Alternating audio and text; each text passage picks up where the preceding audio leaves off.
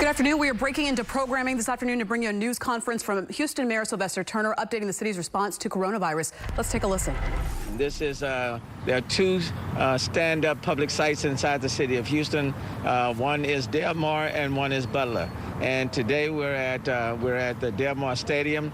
As you know, a week ago Saturday, FEMA gave us the authorization and what we thought we needed to supply as the test kits to increase the number of tests at each one of those sites. We could go from 250 to 500. I would tell you that over the last several days, every day, we have been maxing out at 1,000, 500 at each site. And as you can see, today is about 220. And I've been advised is that they're holding now on the line because it doesn't seem like in the next 30 minutes we're going to max out at this site. And have we already maxed out, about to max out at Butler as well? Butler has 40 to go. Okay, so Butler's already at 481, and we can only do 500 per site, and this one is going to max out. So we're gonna reach the 1,000 again, and again, this is for anyone who wants to be tested, whether you're symptomatic or asymptomatic. And we need more testing. We're having more conversation about opening, but before I even get there, let me give you the numbers for today. We're adding 121 new cases to our count. That's 121 new cases, people who were tested positively. The good news also for today is that we're not adding to our death count. So the number that we're not adding anyone to our death count, and so that keeps our count at 31. 31 is the number of people who have passed. Aaron? Oh, I'm sorry, I thought you were about to say something to me. So 0 deaths for today, which is good news. And about 121 new cases.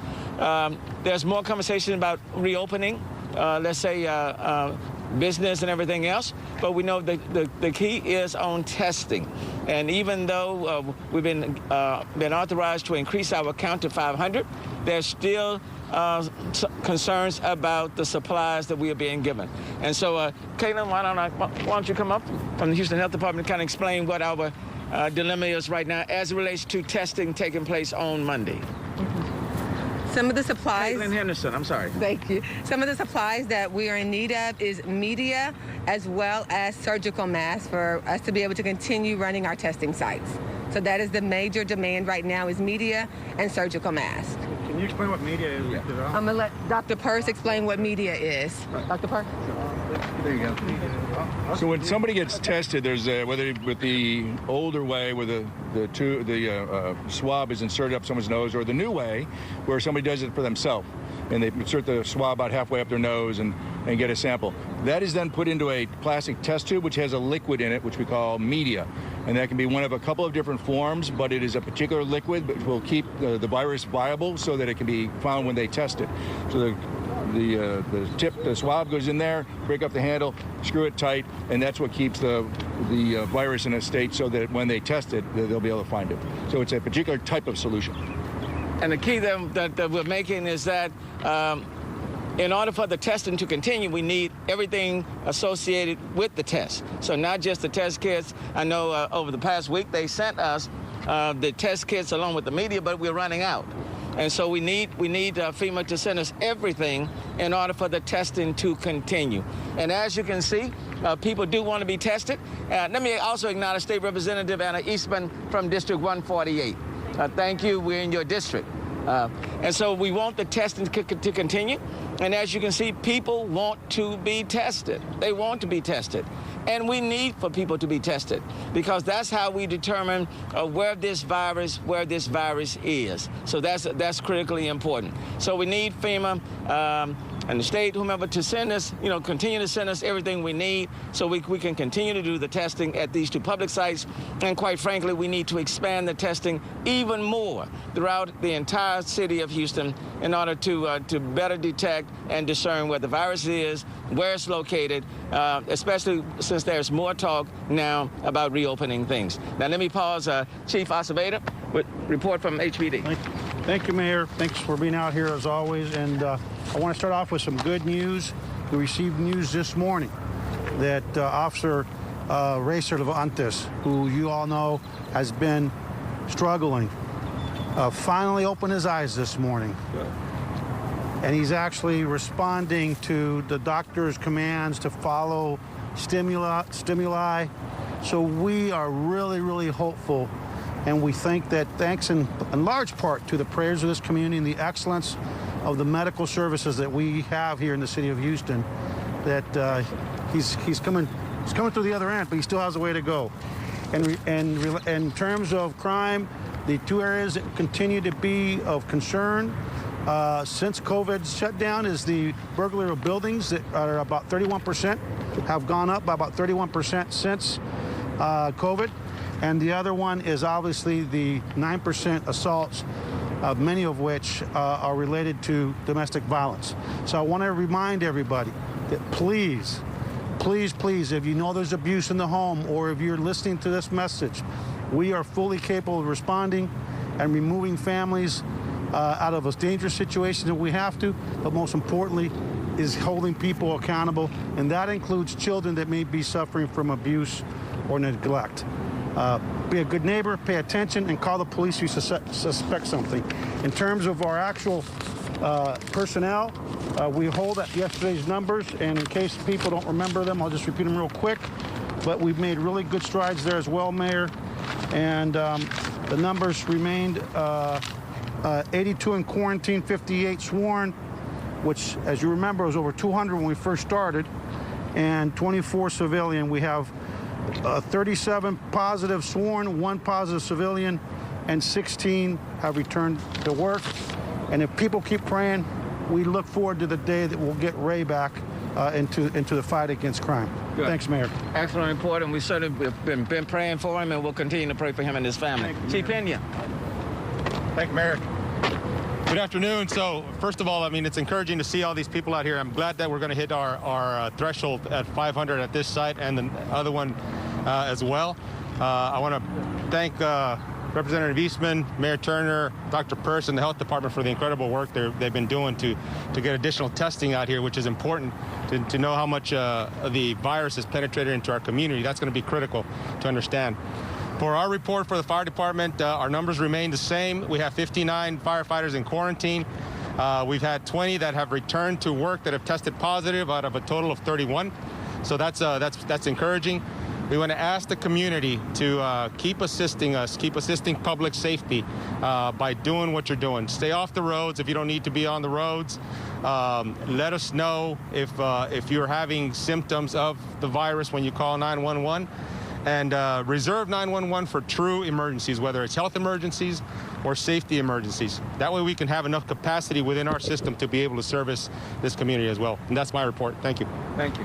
Dr. Peirce, anything you want to add to us? The only thing I'd like to echo is that we have 121 more cases today, and to remind everyone that those 121 people were infected through somebody else. Certainly it was inadvertent. Nobody's trying to infect anyone else, but they were infected through someone else. So this is where the social distancing, wearing a mask, frequent hand washing is so important. And as we move forward and we start talking about the things that our elected leaders can be doing, this becomes even more important that we all do our part. Testing is limited. It would be great if they would come up with a way to get more testing and in more neighborhoods across the city so that we can have a better idea as to what's going on. We're in close contact with our hospital partners, and we're watching day to day. And right now, things look like there is capacity in the hospitals because of all the hard work that they have done. But we need to keep an eye on what's going on. And as we move forward, the fact that there is now talk from the governor and from the president about reopening the economy, that doesn't change anything that we as individuals need to do in order to protect our loved ones and our neighbors, and hopefully very soon our coworkers. And so wear the mask, the social distance, frequent hand washing, all of the things we've talked about are going to become even more important in the coming weeks and months than they are today. Because today we still have 121 new cases today that theoretically were preventable. Thank you. And Representative Eastman, we're in your district. I just want to thank Mayor Turner and the chiefs that are here with us and the health department that are running these testing sites. It's clearly a really well-run operation, and I agree with all of the recommendations around social distancing. I know this is a hard time for everyone, but the more we take those recommendations into consideration and follow them, the quicker we're going to get back to what we knew as normal before. And so I've got my mask on that my friend made for me out of her childhood bed sheet. And so while we may not be able to purchase the medical supplies, there's lots of different ways that we can participate in social distancing, provide face coverings for ourselves and our families, and help us get through this time. So it's something that we're looking back on instead of living through. Thanks. And then let me just say, look, I want to reopen the economy as well. I want to reopen as quickly as possible. But what is important in order to do that is to make sure that we have very widespread testing. That's critically important. For those of us who dealt with Harvey and all those past disasters and storms, we were able to locate those storms on the radar. We knew where the storm was, when it was going to hit, and when it was going to leave. We knew that. Now, what's our radar when it comes to this virus? That radar happens to be the testing. That will give you a better sense of where it is, to what degree it's out there. So you have to have the testing. And the more we know where it is and who has it or who doesn't have it, the quicker then we can return. We can open things up. But the testing, the plan should come first. And the testing, the plan, the execution should come first as we then take steps to reopen our economy. So I wanted to get reopened. I want people back to work, but I also want to make sure that the hard work that's been done by all of the people out here, the people in the hospitals, Houstonians themselves, that all of that work will not be done in vain. So we just have to be very measured in our approach. But we all do want the economy to reopen ASAP. Having said that, I'll pause, take whatever questions anyone may have. Dr. Parks, can you clarify what type and how many masks are needed that were mentioned earlier? Just go over the supplies again. All right, so in terms of the facial coverings, that's what we're talking about for the general public facial coverage. There's about 2.5 million people in the general Houston area. We probably need about 7-8 million facial coverings because, you wear if you're going to throw them out. But if we get the cloth ones, it can be re-washed. Certainly people aren't going to wear the same one every day. They'll have different styles. I look forward to seeing Houston Texans face coverings and all of the other sports teams and universities and so on and so forth.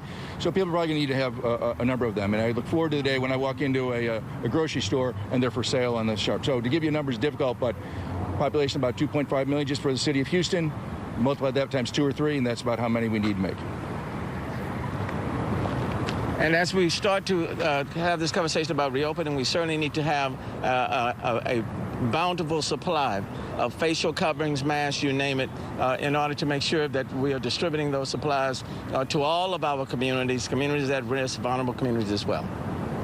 Mayor, I have a question from Paige to you about you mentioning appointing a local leader to spearhead the recovery efforts. What's going to be the main focus of that person specifically, and how are you going about that selection? We'll make the announcement on Monday.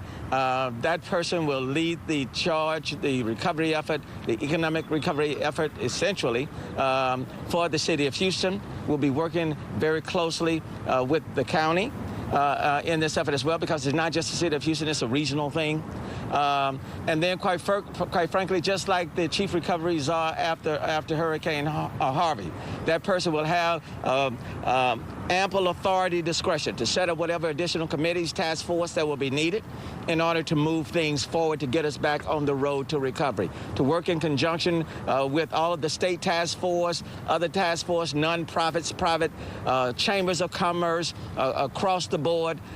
Be giving that person the total charge, as I've indicated to this person. Look, you have the singular responsibility of helping to re-energize us, get us back on our feet, and moving us forward and establishing that blueprint in order to move forward. So we'll announce that person on Monday. Please bear in mind, I've already designated a task force specifically to deal with our most vulnerable at-risk populations. That task force is moving forward, and they're doing work as well.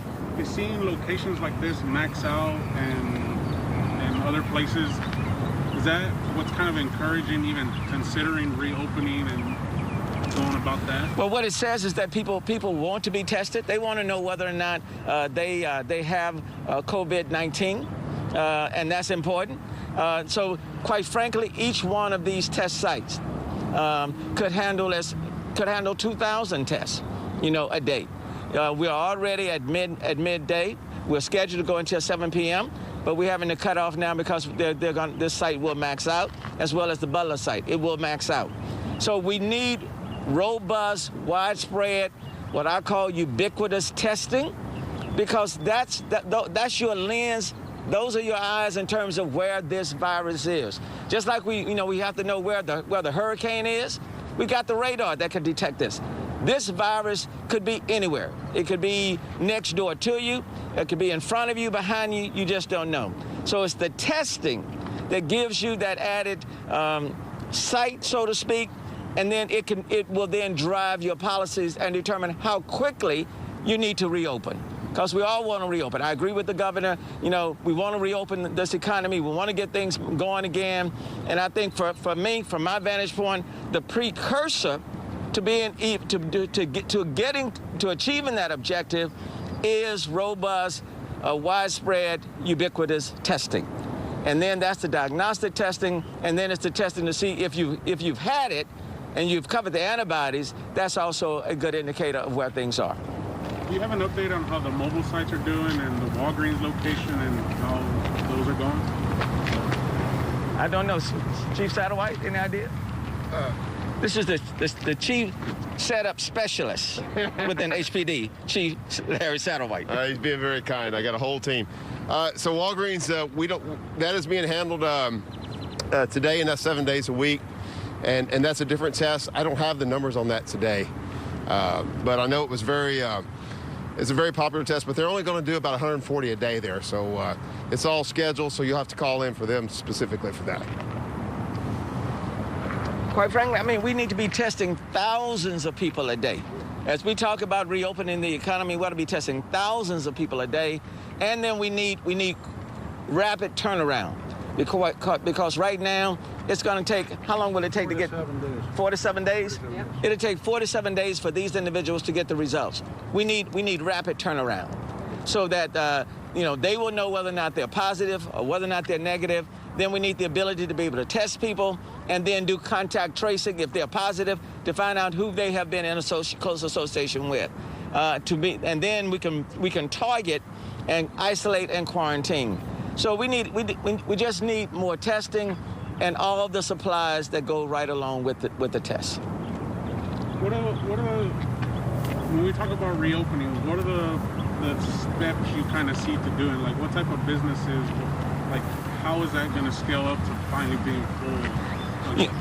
At this point, the governor has taken the lead on that. I know he's laid out a plan already. I agree with him about canceling the rest of the school year. I agree with him about opening up the state parks. I'm in general agreement that we all want to get back to opening up this economy. The question is, what comes first? He made mention of the testing, and I'm anxious to see, what is the extent of that program. But the testing needs to be the precursor from really taking significant steps to open up everything, because you want to balance your healthcare concerns with the economy itself. And I think you can do that, but the testing becomes the critical component. And then you can decide what the different stages of opening things up should be. Should be very measured, should be in stages, not all at one time. To finish, if you want to happen, what's going to be happening at NRG? At NRG at 4 o'clock today is the food distribution between HISD and the food bank. Quite frankly, we just left the food bank about an hour and a half ago. Want to thank people who are contributing to the food bank, supplies, food, monetary donations. It is the largest food bank distribution center in the United States, right here in the city of Houston, the largest. They distribute more food than any other food bank in the country. And today at 4 o'clock, I believe it's from 4 to 7, weather permitting, they're going to have a massive food distribution over at NRG at 4 o'clock. So we'll be over there with them. I want to thank people who have just been very, very generous. Restaurants, you name it, hotels, who are not open, for example, have been very gracious at sending things over to the food bank. And as we know, schools will be out for the rest of the academic year, so there's a greater need to make sure that our kids get what they need from a nutritious point of view. So let me thank all of Houston. Let me say to you, stay home, stay safe, social distancing, and But I am very pleased with how Houstonians have responded to this crisis. I'm very pleased with our numbers. We're not doubling every 3 or 4 days. We're not doubling, seem like every week now. And the number of deaths today, we're holding at 31. And so when you look at all of the major cities and the deaths per 100,000, Houston is way on the other end. So the numbers are good. The numbers look good. But we have to stay at it until we know that we have really just stomped this virus and kicked it out of here. So thank you so very much. Let me ask one more question. Let's say for the people who are asking, we're starting to reopen and things are going to start getting back to normal. But what has to be that number to say, hey, we got to start pulling back again because the numbers are starting to go up again? Well, that's what we're trying to avoid. You don't want to open too soon without all of the prerequisites in place. And that's why the testing becomes so critical. I think we all want to open up. I think we have to be careful as leaders, for example, on the state level, on the local level, on the national level, that we're not sending mixed messages to people. Because when you've asked people to sacrifice and stay at home for the last 40 days, naturally people want to get out and go. And so we have to make sure that we're not sending conflicting messages and confusing people. That's very important. And so, I agree. We want to open this economy up. We just want to make sure that we do it in a very measured way and in such a way that a month from now or a few weeks from now, you don't see the cases start to spike and people are becoming even more positive and we're losing even more lives. We want to avoid that, prevent that. I think we all want to do that. And so it's important for us to kind of, as much as possible, to be on the same page. What I do know is that we need widespread testing. That's important, and that should be the precursor from taking any significant steps of opening things up and, as you put it, returning to some degree of normalcy, okay? This virus has changed things. And just like we have taken new steps after Harvey